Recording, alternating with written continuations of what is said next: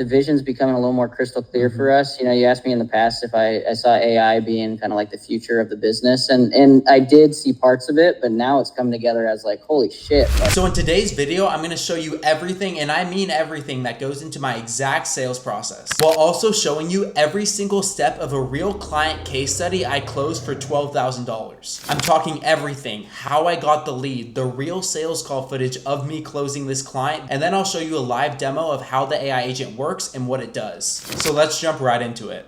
So the first real step to running an AI agency is choosing the right niche to go after. And this part matters way more than people think, because when you pick a niche, you need to make sure that it checks these 3 boxes. First, the niche needs to have a specific pain point that's costing them time, money, or in many cases, both at the same time. Second, the niche needs to be big enough so that you can scale, make real money, and work with a ton of clients. But at the same time, it needs to be small enough so that you can stand out and dominate that specific niche.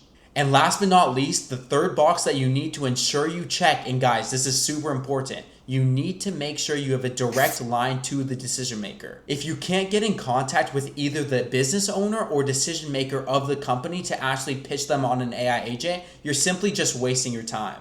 Now, here's the thing that nobody tells you. Not every niche you go after is going to be a winner. Most simply just aren't going to check all 3 of those boxes that we talked about. So with all that, you might be wondering, what's genuinely the best niche to sell AI agents to? And honestly, there isn't one. There's no universal best niche for everyone. The only thing that actually matters is finding the niche that fits you the best. For example, the niche of the client I'm breaking down live in this video is a mobile brake mechanic.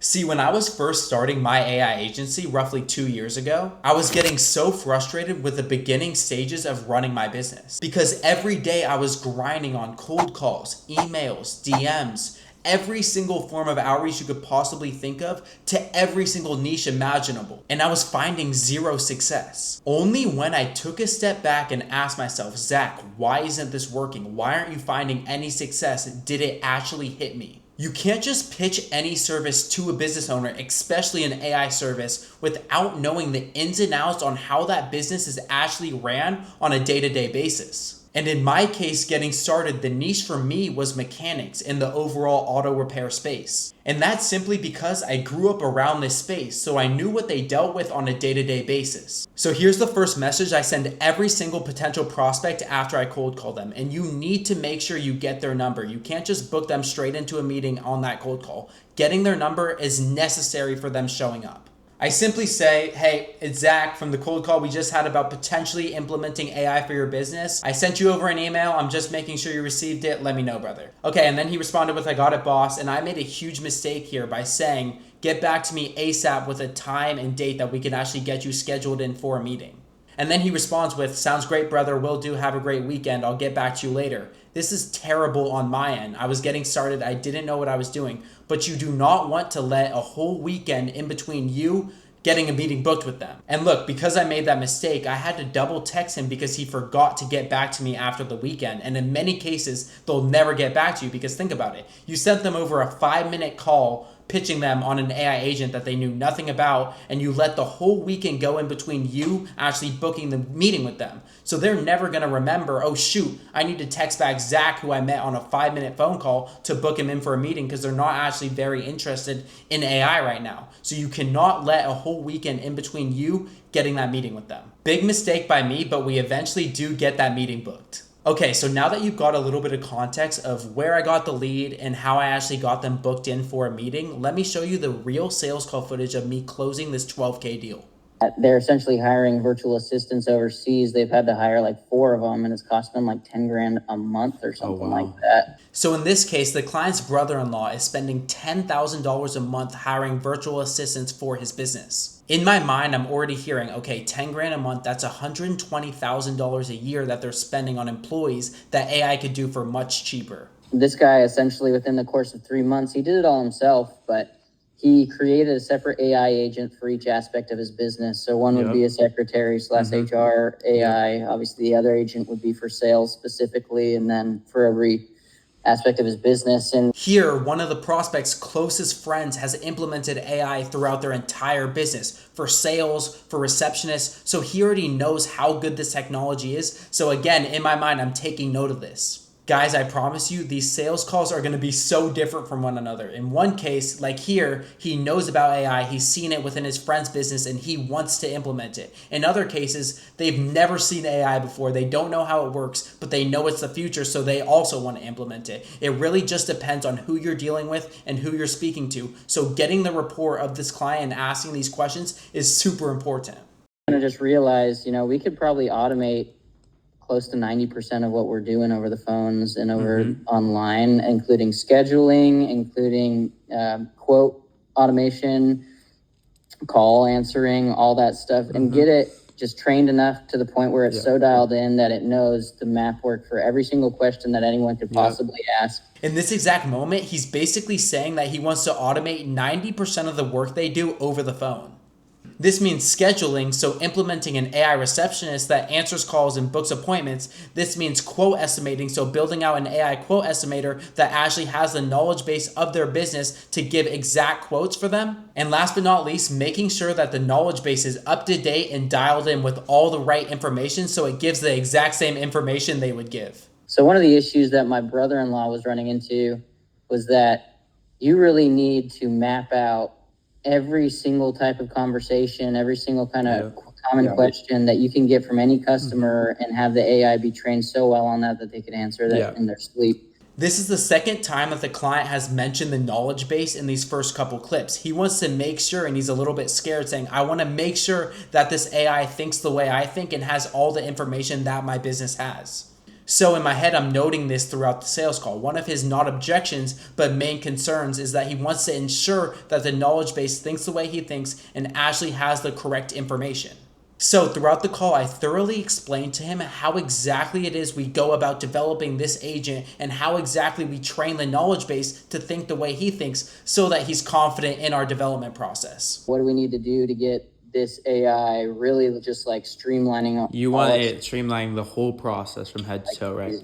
So I just want to be chilling on a beach while I'm sending mechanics out to go do jobs, and here's a great example of this because you can see he's comfortable enough to make jokes with me because we built a very good relationship throughout this call. He's making jokes, we're laughing, but at the same time, he's reassuring me, I want AI to take care of 99% of my daily tasks. I want to be sitting on a beach while mechanics are being sent out.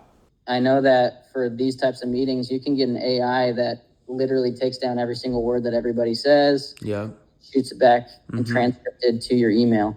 I was wondering maybe that would be a worthy investment to get just for our phone calls for our business. And that way we can get a wide range of all the questions we've ever been asked over the course of. Throughout the sales call, you want to make sure that you're seen as the expert when it comes to AI. They're going to have a million ideas about where they want to implement AI and what it can do for them, but you actually know where AI fits in the best within businesses. Guys, the next part of the sales call proves that non-technical people like myself, I do zero work on the back end of my business, can dominate the AI space. And the only thing you need to do as a non-technical person is sound like you're an expert in AI. Obviously, I've been in the field for 2 years now, so even though I don't do the back end work for my business, I know how these systems work. But if you sound like an expert, these business owners will literally pay you so much money. The vision's becoming a little more crystal clear for us. You asked me in the past if I saw AI being kind of like the future of the business. And I did see parts of it, but now it's come together as like, holy shit. Like, once again, I'm a non-technical person. I do zero back-end work for my business. I have zero development expertise. I do have a great team of developers. They take care of me. They do all my work for me. They're US-based, super cool guys. But I don't know how these systems actually are built. But because I know what I'm talking about, I'm an expert on AI systems within businesses. Like you just saw, this business owner is like, holy shit, now I'm seeing the vision. I thought AI was going to be implemented. I thought AI was going to take care of everything, but I didn't necessarily see the vision. Now I'm understanding that this technology is going to change the game for us. Us using an AI tool for as well is monitoring how many of the estimates that it sends out, how many of them for each year, make, and model is being accepted. And that way we can get a kind of an idea of where our pricing's at. We don't want 100% of the people biting off on it because that tells us our prices are too low. We don't want 10% because it tells us we're way overpriced. We want, okay, let's just say 50%. If one says yes, one says no, we probably know we're probably in the right range of what most shops are charging in our area. So this is nearing the end of the call, and by now he's talked about every single possible AI agent he wants to eventually implement into his business. But once again, he's bringing up the AI quote calculator saying, I think this could be very valuable. I want to get the prices dialed in, and I want to make sure it's super accurate so that my customers aren't saying, oh, this is super cheap, or saying, oh, this is way too expensive. As soon as possible, right? So, but I don't know the kind of budget you're working with, you guys are working with, things like that. Yeah. So like, would you want it to take it more of like a step-by-step approach? Like we get this in, we get this in, we get this in one by one, just so it's not like a really hefty upfront fee. Right. Like, and then maybe like a total overhaul of our business. You never know what could go wrong in that process. Yeah, exactly. So I'm thinking we take it one by one. So like, do you think what we were talking about before, just the price, obviously with the tweaks you were talking about with the different parts and things like that, like, okay, so here the client makes a very good point. If we were to implement a ton of different AI agents in at one time, the first red flag would obviously be the price. It would cost him a ton of money up front, and that's a lot of money to invest in AI, especially when this is the first sales call we had. The second red flag that he brings up that is so valid is that if something were to go wrong, it would be super hard to pinpoint because we built out so many different AI systems. For him, starting one by one makes so much more sense. So we'll implement that quoting agent. Once that goes well, we'll implement an AI receptionist that connects to that quoting agent so we can give live estimates on that call. And then from there, we can continue to upsell him on more and more AI agents later on down the line. Yeah, no, and honestly, what I'll do is it's like a 40-minute video, but only like the last 10 minutes or 15 minutes of this video are going to have an interview with this guy who runs the solar company. And he runs through this AI that he's using. And so that should give you a little better idea of kind of what we're looking at. It doesn't go super in depth in terms of pricing and his sales and whatnot. But essentially what we want is, with this chatbot, until if we want it integrated before we can do the automated quoting, because at that point, it's kind of like it would probably be better for us to have somebody on the phone immediately that can get right to the person, get them a quote and get it out. Yeah. Until, the chatbot's ready to go with the automated quoting and it's tested and we know that's working well, because that's kind of like the main linchpin. That's what takes us so much time is just drawing up these quotes one by one. And so we don't really mind taking calls. If it means that the quotes that we're giving are accurate and that we're able to get to people fast enough to book them same day a lot of times. Right now, the client is reassuring that the most valuable thing for them right now is that AI quote calculator. Later on down the line, we could build the chatbot. Later on down the line, we could build the AI receptionist. But once I figured out exactly what I wanted to offer this client, I needed to verify that both my vision and the client's vision were aligned on this project. Chatbot would be a sort of that would be, Angela, am I wrong? But wouldn't that be what the quoting is? Wouldn't the quoting be through the chatbot kind of together? Yeah. I mean, the last time we talked, Brit, you sort of wanted to shoot out something in 3 tiers, like affordable, and then expensive, and then in the middle for just an average. But we changed it up. I think you wanted something different now, right? Yeah, what I'm saying is we can kind of, let's scrap that idea. That probably makes it easier for you guys instead of saying, okay, here's good, better, best. Now it can just integrate those part numbers, prices, and list prices straight from Parts Tech, and that way it can just give one flat price. Here's once again why, as a non-technical person getting into AI, you still need to have a very, very good understanding on how this technology works and be an expert. Because in the beginning of the call, when we first brought up that AI could do quote calculations for him, he thought AI had more limitations than it actually does. He thought that AI could only give general quotes, so like you heard, good, better, and best. But because of my understanding of AI and what my developers are actually capable of, I knew that we could actually directly connect with his part supplier in order to give super accurate quotes. It's like that every time. Perfect. Right. Yeah, and that's where we kind of realized it's we just need to do reps like anything in life, just reps and reps and reps with this AI agent. And that idea that I brought up earlier about maybe, paying for software that does record your conversations, transcript it, and send it to you. Do you think that would be useful information? Yeah, definitely. AI. So you wanted to record every phone call that comes into the business? And that would probably be ideal, right? And then if we're thinking like, okay, we want to have all this information ready for you guys so that it's just easy to feed into the AI bot, then that seems like the easiest way to do it, instead of thinking, okay, running through what were my processes, what were the questions I asked in that last, and what are the possible questions that a client can ask. If we were just to record the conversations for a matter of months, and then it turns into years and this, that, and the other, then the AI bot's heard every question that you've been asked and the way we've answered it. Okay, guys, so with that being said, let's jump right into the actual live demo of how this agent works. So as you can see here, this is an internal chatbot, meaning that clients don't get to see this. Customers don't see this. This is only for the back-end team, the business owner and the employees. Essentially, customer calls in saying, hey, my brakes are broken. I need a quote. How much is it going to cost for my Honda Civic to get fixed? We need rotors. We need brakes. What's the estimate? How much is it going to cost? After a call like this comes in, a team member would come on the chatbot and actually fill in the necessary information. Let me show you an example. So they'd come into the chatbot and they'd have a list of information that they wrote down from the client, basic FAQs that they need to actually give a quote. So in 99% of cases, they would have gotten the vehicle model. So let's click vehicle model right here.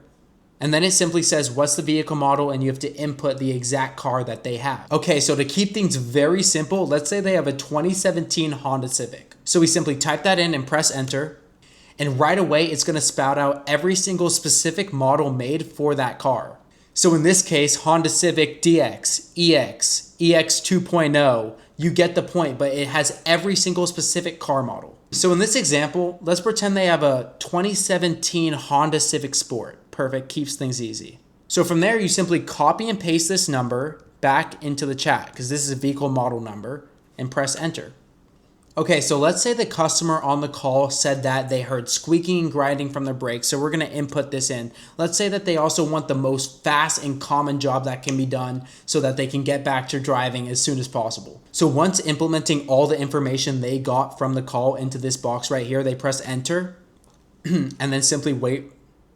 And then bam, here's the rundown of the parts required and their estimates. Things like the brake pads, the wholesale cost, the markup price. It literally gives them every single bit of information they could ever need. I know this might look cool to you guys, but I don't think you guys understand the extent of how much this actually helps this business. These quotes were taking, no joke, 15 minutes each, and they were doing around 10 every single day. That means that they were spending close to 2.5 hours every day giving free quotes to potential customers. And this AI agent takes that time down from 2.5 hours a day to about 5 minutes. And it has the entire knowledge base of the company, exactly what their fees are, exactly what part suppliers they use. Every single cost they have is integrated within this agent. Guys, trust me, I've been in the space for almost 2 years now. I've seen and done it all, and I spend about $10,000 a month on ads, and my relationships that I built from clients in the very beginning have been more fruitful than any ad I could possibly run. Build a strong relationship, establish your credibility, and actually show that you're an expert, and guys, trust me, it's baby food from there. If you like this video, like, subscribe, head down, drop a comment. Like I said, I'm willing to do any sort of video. If you want to see more sales calls, more case studies, comment the exact videos you guys want to see and I'll make them. If you want me to niche down and only talk about sales, I'll do that. If you want me to do broad case studies like this where I walk you through an entire deal, I'll do that. If you want me to show you a little more of the back end, I'll do that as well. Just let me know in the comments and I'll see you guys later.